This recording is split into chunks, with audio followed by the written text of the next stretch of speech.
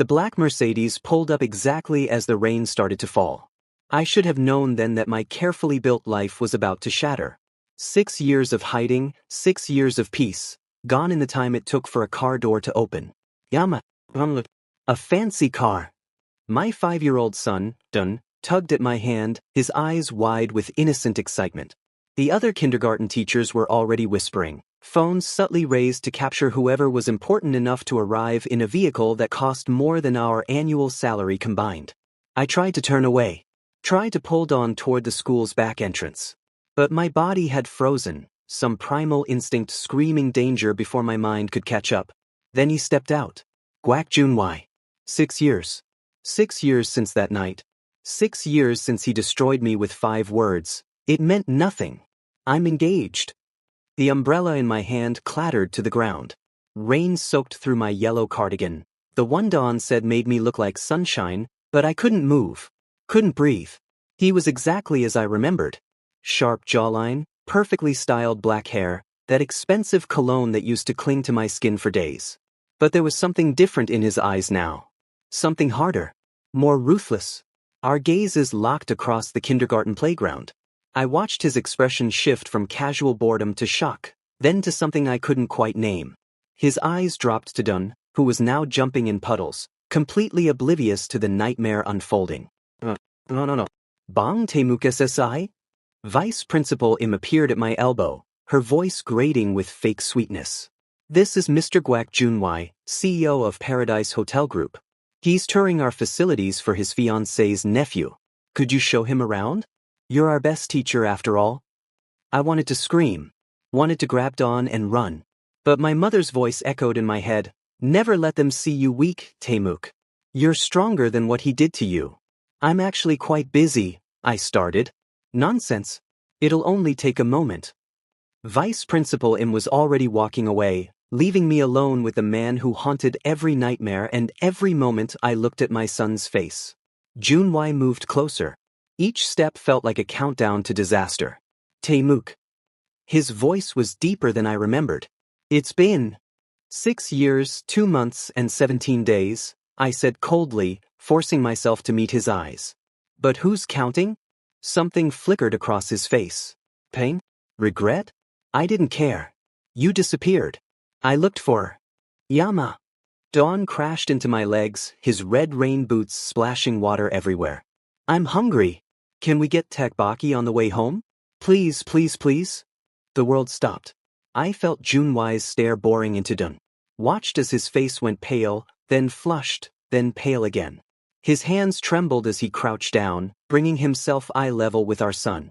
Hello, Junwei whispered, his voice cracking. What's your name? I'm Bang Dawn. I'm 5 years old and 3/4. Dawn held up his fingers proudly. Are you here to see our school? We have the best playground in all of Busan. Yama says so. Junwei's eyes, the same sharp, intelligent eyes now staring back at him from a 5-year-old's face, filled with something dangerous. Recognition. Understanding. Fury. Dun, go wait inside with Teacher Minji, I said, my voice steadier than I felt. Yama will be right there. But the tteokbokki. Dawn. Now. My son recognized that tone. He scurried off, but not before shooting one last curious glance at the strange man who looked like he'd seen a ghost. The moment Dawn was inside, Junwei grabbed my wrist. Not hard enough to hurt, but firm enough that I couldn't pull away. He's mine. Not a question. A statement. An accusation. That child is mine. I yanked my arm free, 6 years of suppressed rage finally surfacing. That child is mine. I carried him. I birthed him alone while you were probably selecting wedding venues. I raised him through every fever, every nightmare, every milestone. You have no claim to him. You kept him from me. You said I meant nothing. The words ripped from my throat. Other teachers were definitely watching now, but I didn't care. You looked at me the morning after like I was garbage you needed to dispose of. What exactly was I supposed to do? Beg the almighty Guak Junwei to acknowledge his mistake. Taemuk, we're done here. Don't come back to this school. Don't come near my son. I turned to leave. I'm not going anywhere, Junwei said quietly. Too quietly. That's my child. My blood. My heir. Something in his voice made my blood run cold. This wasn't the careless playboy from 6 years ago. This was a man who built empires and crushed anyone who stood in his way. You can't. Can't I? His smile didn't reach his eyes. I think you'll find I can do quite a lot, Timsasai. He walked away, every step measured and purposeful. I stood in the rain, trembling, as parents hurried past with their children. That night, after Don fell asleep clutching his favorite stuffed bunny, I sat at our tiny kitchen table with my mother. She made me honey tea while I cried into my hands. He knows, Tom. He knows about Don. She stroked my hair like she used to when I was small. Then we fight like we always have. The doorbell rang at exactly 9 p.m. A courier stood there with an envelope bearing the logo of Seoul's most expensive law firm. My hands shook as I opened it. Notice of paternity test request and custody hearing. Below it, a handwritten note in Junwai's elegant script. You took 6 years from me. Don't make this harder than it needs to be. I collapsed against the doorframe as my mother grabbed my shoulders. How did he get our address? Our information? Legal documents? In less than 6 hours? The man I once loved had become my worst nightmare. And he was just getting started. The law office smelled like leather and intimidation. Seoul Tower loomed outside the floor-to-ceiling windows, a constant reminder that I was out of my depth. Busan suddenly felt like another world. Safe, small, Here, in the steel and glass tower, I was nothing but an omega who dared to keep a secret from a powerful alpha. Stop fidgeting, no, Byelha whispered, adjusting her blazer. My best friend since university had driven up from Busan the moment I called her law degree finally put to use for something that mattered. They want you to look weak. Don't give them the satisfaction. Across the massive conference tables sat Guak Junwai and 3 lawyers who probably cost more per hour than I made in a month. He wore a black suit that screamed power, his expression unreadable behind expensive glasses I'd never seen him wear before. He looked like a stranger. Maybe he always was. Shall we begin? The head lawyer, a sharp-faced woman named Attorney Beck, slid a folder across the table. Mr. Guak is willing to be generous. Child support, education funds, visitation rights, all in exchange for Mr. Bong's cooperation with the paternity test. My client has nothing to hide, Byelha said smoothly. We'll agree to the paternity test. But let's be clear, this isn't about cooperation. This is about a man who abandoned his responsibilities, suddenly wanting to play father. Junwai's jaw tightened. First crack in his armor. Abandoned? His voice was ice. How could I abandon a child I didn't know existed? You didn't want to know. The words exploded from me before I could stop them. You made that perfectly clear 6 years ago. The room went silent. Attorney Beck cleared her throat. Perhaps we should establish the facts. Mr. Bong, you claim that you and Mr. Guak were involved approximately 6 years ago. Involved? Such a clinical word for the night that destroyed me. Yes. My voice came out steadier than I felt. I worked part-time at Paradise Hotel. Front desk, evening shifts. I was putting myself through university. I didn't look at Junwai as the memories flooded back. Couldn't. The company party. The hotel ballroom spinning with lights and laughter. Junwai, the owner's son, supposed to be celebrating his engagement announcement. But he kept drinking, kept watching me from across the room with those dark, intense eyes. You shouldn't be working during a party, he'd said, appearing at my desk near midnight. His words were slurred but his gaze was focused. Burning. Dance with me. Mr. Guak, you're drunk. Let me call you a car. Dance with me, Timuk. The way he said my name, like a prayer and a curse. Please. Mr. Bong. Attorney Beck's voice snapped me back. What happened that night? I swallowed hard. We spent the night together. In one of the penthouse suites. He said things. That I was beautiful. That he couldn't stop thinking about me.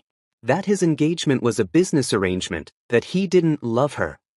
Junwai's knuckles went white against the table. And the next morning? Attorney Beck pressed. The next morning, he looked at me like I was his worst mistake. The words tasted like ash. He said he was drunk, that it meant nothing, that he was getting engaged and I should forget it ever happened. Then he left.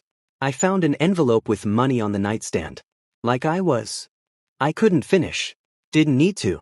So you ran away, Junwei said flatly. Found out you were pregnant and disappeared without a word. What was I supposed to do? I met his eyes finally, letting him see every ounce of pain he'd caused. Beg you to care? Tell your fiancé that you'd knocked up the help? I had nothing. No family money, no connections, no power.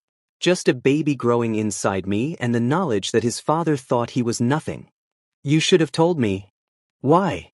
I stood up, ignoring Bayalha's warning hand on my arm. So you could pay me off? Offer to take care of it? Or maybe marry me out of obligation while you resented me and Dawn for ruining your perfect life. You don't know what I would have done. Yes, I do. Because you showed me exactly who you were that morning.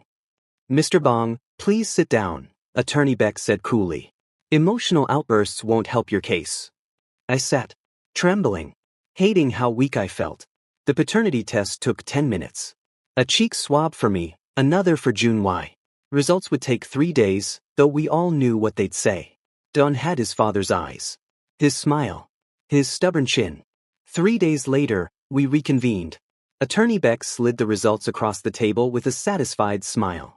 99.9% probability of paternity. Congratulations, Mr. Guac. You're definitely the father. Junwei closed his eyes briefly. When he opened them, something had shifted. Hardened. I want full custody. The room tilted. What? Bayalha half stood. You can't be serious. I'm completely serious. Junwei's voice was steel. Mr. Bong deliberately kept my son from me for 5 years. He's demonstrated poor judgment and deceptive behavior. Furthermore, as an unmated Omega single parent working a low-income job, he cannot provide the opportunities and security my son deserves. Your son? I whispered. Don doesn't even know you. Because you stole 5 years from me. For the first time, his composure cracked.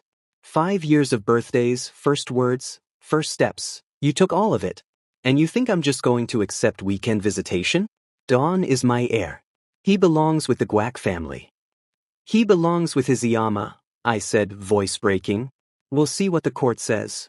Junwei stood, buttoning his suit jacket. My lawyers will file the custody petition by end of day. He walked out without looking back. I sat there, numb as Bayalha squeezed my hand. We'll fight this, Temuk. I promise. Mr. Bong. A man stood in the doorway. Late 30s, expensive suit, smile that didn't reach his eyes. I'm Yom Chidu. I believe we should talk. He slid a business card across the table. Below his name, Seo, Dragon Gate Investments. I have information about Guac Junwei, he said quietly. Information that could destroy his custody case. Interested? Bayalha grabbed my arm. Timok, don't. But I was already looking at Yom Chidu's predatory smile, thinking of Dawn, thinking of losing my son. What kind of information? His smile widened. The kind that proves Guac Junwei is lying about everything. The woman sitting across from me wore diamonds that could pay my rent for a year. Gomels. Junwei's mother. The matriarch of the Guac family empire. She didn't belong in my small Busan apartment with its worn furniture and Dawn's crayon drawings taped to the walls.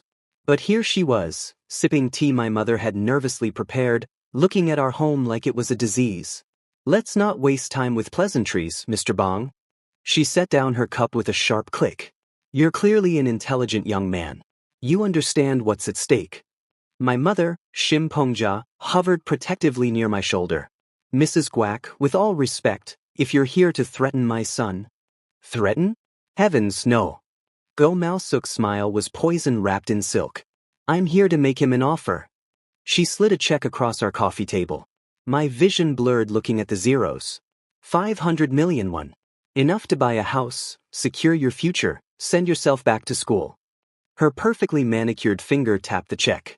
All you have to do is leave Seoul. Drop the custody fight. Let my grandson take his rightful place in the Guac family.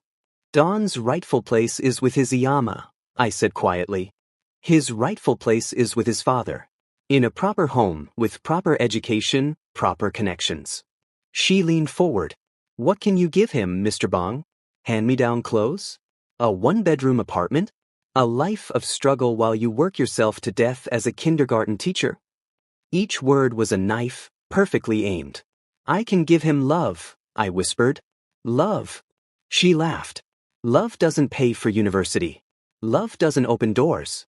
Love doesn't erase the stigma of being an Omega's bastard child. She stood, smoothing her Chanel suit. Take the money. Be smart. Because if you fight us, you'll lose everything, including Dawn. After she left, I sat staring at that check until my mother gently took it from my hands and tore it into pieces. We don't need their dirty money, she said fiercely. But the doubt had already taken root. 3 days later, I met Yong Chidu at a cafe far from prying eyes. He slid a folder across the table. Inside were private investigator reports, dated 4 years ago. My hands shook as I read. Subject, Bong Ting. Status, confirmed pregnant. Location, Busan. Recommendation, maintain surveillance. Junwei knew, I breathed. He knew about Dawn. For at least 4 years. Yong Chidu's smile was triumphant. He had you investigated, confirmed the pregnancy, and chose to ignore it. Which means his current custody claim, based on not knowing, is fraudulent. Why? The word came out broken. Why would he know and do nothing? Because acknowledging you meant acknowledging his failure. His weakness. Chidu leaned closer. Use this. Expose him. I'll provide lawyers, media contacts, whatever you need. We'll destroy him together. Why are you helping me? His expression darkened. Because Guak Junwei destroyed my sister. Promised her marriage, used her, then discarded her when she became inconvenient. I've been waiting years for leverage against him. He tapped the folder. You're my weapon, Mr. Bong. Use it. I left without answering, the folder burning in my bag. The court-ordered supervised visit happened in a sterile room with plastic toys and a social worker taking notes. Dawn clung to me, confused and scared. Why do I have to play with that man? That man sat awkwardly on a too small chair, trying to smile at our son who looked at him like a stranger. Done, Junwei said softly. I brought you something. He pulled out an expensive robot toy, the kind advertised on TV that I could never afford. Dawn's eyes widened, then filled with tears. I don't want toys. I want to go home. He buried his face in my shirt. Please, I want to go home. I watched something break in Junwei's expression. The corporate mask crumbled. His hands trembled as he set down the rejected toy. Dawn, he whispered. I'm your th. But Dawn just cried harder. For the first time since this nightmare began, I saw Junwei as he really was. Not a powerful CEO or vengeful ex-lover. Just a man who'd realized too late what he'd lost. What he'd never had. He needs time, the social worker said gently. These things can't be forced. Junwei nodded, but I saw the devastation in his eyes as we left. That night my phone buzzed. A message from an unknown number with a photo attached. Junwei and a beautiful woman in a designer dress. His arm around her waist. Her diamond ring catching the light. The text read, tomorrow 2 p.m. Press conference. He's announcing our wedding. Drop the custody case or I'll make sure you never see your bastard again. Pilsen. My phone clattered to the floor. Bailha arrived within an hour, finding me still frozen. Taemook, we have options. Chidu's evidence would destroy him. He's trying to destroy you. I know. I picked up the folder, Yong Chidu's damning proof. But using this, it makes me just as manipulative as them. And Don would grow up knowing his parents destroyed each other. So what do you do? I didn't know. The final custody hearing was tomorrow. Junwei would show up with his perfect fiancé, his perfect family image, his perfect case for why an Omega like me couldn't possibly be enough. At 11 p.m., someone knocked on my door. I opened it to find Junwei, still in his suit but disheveled. His hair was messy, tie loosened, eyes red-rimmed. I'm withdrawing the custody case, he said without preamble. The world tilted. What? I'm withdrawing it. Tomorrow. I'll tell the judge I was wrong. His voice cracked. When Don cried for you today, I realized I'm not fighting for him. I'm fighting for myself. For my ego. For some fantasy of being a father when I have no idea how to be one. Junwei. But there's something I need to tell you first. He met my eyes, and I saw genuine fear there. About that night 6 years ago. About what I said. He took a shaking breath. I lied to you about all of it. I wasn't that drunk. I remembered everything. And it meant everything. The folder slipped from my numb fingers. What? I was a coward. Junwei stood in my doorway, rain dripping from his hair, looking more broken than I'd ever seen him. 6 years of anger warred with the part of me that still remembered loving him. You don't get to do this, I said, voice shaking. You don't get to rewrite history because you feel guilty. I'm not rewriting anything.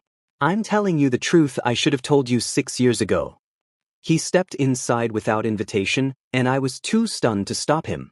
That night, Taemuk, I wasn't drunk. I mean, I'd been drinking, but I knew exactly what I was doing. What I was saying. My chest tightened. Then why? Because I was terrified. The words tumbled out like a confession. My entire life was planned. The engagement to Pil Sang-ok was arranged when we were children. My mother had my future mapped out to the last detail. And then there was you, this beautiful, brilliant Omega who looked at me like I was just a person, not a dynasty. You made me laugh. Made me feel real. Stop. My hands were shaking. You don't get to make yourself the victim. I'm not. I'm the villain, Tate. I know that. He ran his hands through his hair desperately. That morning when I woke up next to you, I panicked. Because I'd never felt like that before. So I did what I do best. I destroyed it before it could destroy me. I said it meant nothing because admitting it meant everything would have meant choosing you over my family, my duty, everything I was raised to be. And I wasn't brave enough. So you left money like I was a prostitute? He flinched. I know how that looked. I hated myself the moment I walked out. Spent weeks trying to find you, but you'd quit, changed your number. What did you expect? A thank you card? I expected never to see you again. And I thought that was for the best. That you'd move on, find someone worthy of you. His voice dropped. Then 3 years ago, my guilt got the better of me. I hired investigators. The folder. Chidu's evidence. You knew about Dawn, I whispered. I knew you were pregnant. The investigators sent photos, you at a clinic, holding your stomach, crying. His eyes glistened. I stayed up every night staring at those photos. Part of me wanted to come to you, claim you both. But I was engaged, the wedding was planned, and I convinced myself you were better off without me. That my family would destroy you if I acknowledged you. That I was protecting you by staying away. Protecting me? The laugh that escaped was bitter. I gave birth alone, Junwei. I screamed for 3 hours with only my mother holding my hand. I survived on government assistance and worked 3 jobs while studying for my teaching license. I held Dawn through every fever, every nightmare, every time he asked why he didn't have an APA. You call that protection? I call it the worst mistake of my life. Tears streamed down his face. When I saw him in that playground, God, Taemuk, he looks just like me. And I realized I'd wasted 5 years being a coward. So I convinced myself the custody battle was about my rights, about making up for lost time. But today, when he cried for you, he collapsed onto my worn couch, head in his hands. He doesn't need my money or my name. He needs his Iyama, the person who actually raised him, loved him. I can't take him from you just because biology says I can. That would make me the monster my mother raised me to be. I wanted to hit him, wanted to scream. But all that came out was, why are you telling me this now? Because Sang-ok is forcing me to choose. Marry her tomorrow and give up Dawn, or she'll destroy both of you in the media. She has connections, money, a PR team ready to paint you as a gold-digging Omega who trapped me. He looked up, eyes red. I'm calling off the engagement, facing my mother's wrath, probably getting disowned. But I won't, let her hurt you or Dawn anymore. You'll lose everything. I already lost everything. 6 years ago. When I let you walk away. The silence stretched between us, heavy with grief and might have beens. I can't forgive you, I finally said. Not yet. Maybe not ever. I know. And I won't let you back into our lives just because you finally grew a conscience. I know. But I took a shuddering breath. Dawn deserves to know his APA. Not the CEO. Not the Playboy. The real person, whoever that is. Junwei's head snapped up, hope flickering in his eyes. I'm not promising anything, I said quickly. You'll start slow. Supervised visits. You'll prove through actions, not words, that you've changed. And if you hurt him, if you disappoint him, I will make sure you never see him again. Mother or no mother, custody battle or not. I understand. And us. I wrapped my arms around myself. There is no us. You destroyed that. Maybe someday we can be friends. Co-parents. But don't expect more. I don't expect anything, he said quietly. Except the chance to be the father I should have been from the start. 1 year later. Appa higher. Push me higher. I watched from the park bench as Junwei pushed on the swing, both of them laughing. It had been a long year. Therapy sessions. Awkward dinners. Slowly building trust. Junwei had kept every promise. He'd broken off his engagement despite his mother cutting him off financially. Started over with a smaller company, proving himself without the family name. Showed up every week for dawn, rain or shine, never missing a soccer game or parent meeting. He'd earned the title Appa through patience and love. He's good with him, my mother said, sitting beside me with coffee. I never thought I'd say this, but maybe he's changed. Maybe, I said softly. Junwei looked over, catching my eye. He smiled, tentative, hopeful, real. And for the first time in 6 years, I smiled back. Not forgiveness. Not yet. But maybe, someday. Dawn's laughter filled the air as the sun set over Busan, painting everything gold. We weren't a family. Not in the traditional sense. But we were something. Something healing. Something that might, with time and care, become beautiful. Yama, come push me too. I stood, walking toward my son and the man who'd broken my heart. Toward whatever future we'd build together. 1 day at a time.